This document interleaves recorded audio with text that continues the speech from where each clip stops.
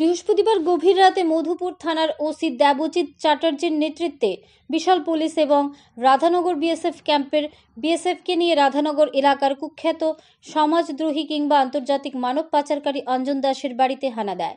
দীর্ঘক্ষণ তল্লাশি চালানোর পর তার ঘরের সিলিংয়ের ওপর থেকে একটি পিস্তল এবং 3টি লাইভ রাউন্ড গুলি উদ্ধার করে সঙ্গে সঙ্গে তাকে গ্রেফতার করে নিয়ে যায় রাধানগর বিএসএফ ক্যাম্পে। পরবর্তী সময়ে শুক্রবার দুপুরবেলা মধুপুর থানায় নিয়ে আসে। এদিকে জানা যায় অঞ্জন দাস দীর্ঘদিন যাবৎ আন্তর্জাতিক পাচারকারী কিংবা পিস্তল বাণিজ্যের সাথে জড়িত রয়েছে। ইতিমধ্যে তার বিরুদ্ধে অনেক মামলা রয়েছে মধুপুর সহ বিএসএফ ক্যাম্পের কাছে। শেষ পর্যন্ত বৃহস্পতিবার গভীর রাতে তার বাড়িতে হানা দিয়ে পিস্তল সহ তাকে গ্রেফতার করতে সক্ষম হয় পুলিশ। ব্যুরো রিপোর্ট, আরি, ধর্মনগর।